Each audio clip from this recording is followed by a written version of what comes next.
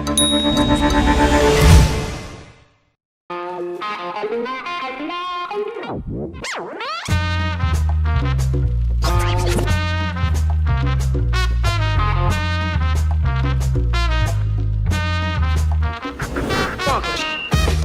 year's 1997, and the world's just been introduced to DVDs. Discover a whole new world of home entertainment. Software developer Reed Hastings has just received a $40 late fee for failing to return his DVD rental on time.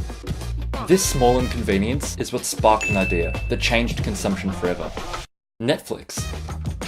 Co-founded by Mark Randolph, Netflix first launched as a service that mailed DVDs to paying customers. This meant that people no longer had to leave their house to rent movies in stores. By 2003, Netflix had reached 1 million subscribers in the US. And in the years to come, they continued to grow exponentially. But despite this, they were failing to turn a profit year after year. Something had to change. 2005 saw the launch of YouTube, an up-and-coming way to share your videos online.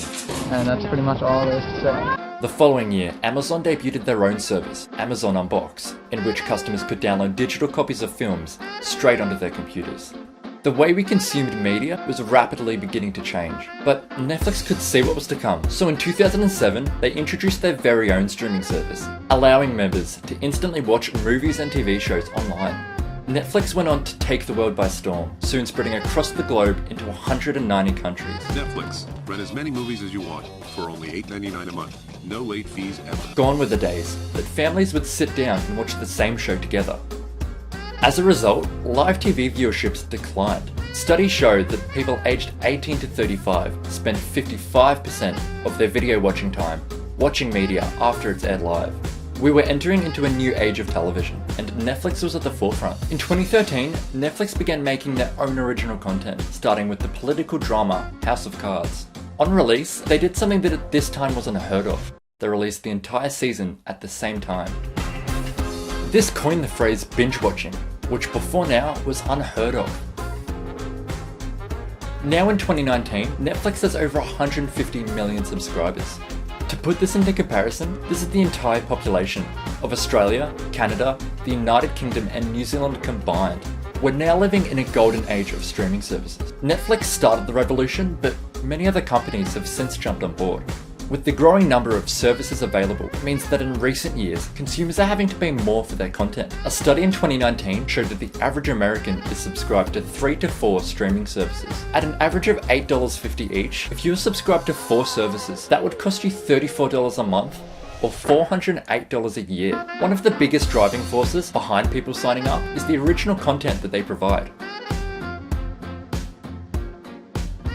The only way you can see the new Twilight Zone reboot is by signing up to 10 All Access, and the only way you can view the latest Stranger Things season is by subscribing to Netflix.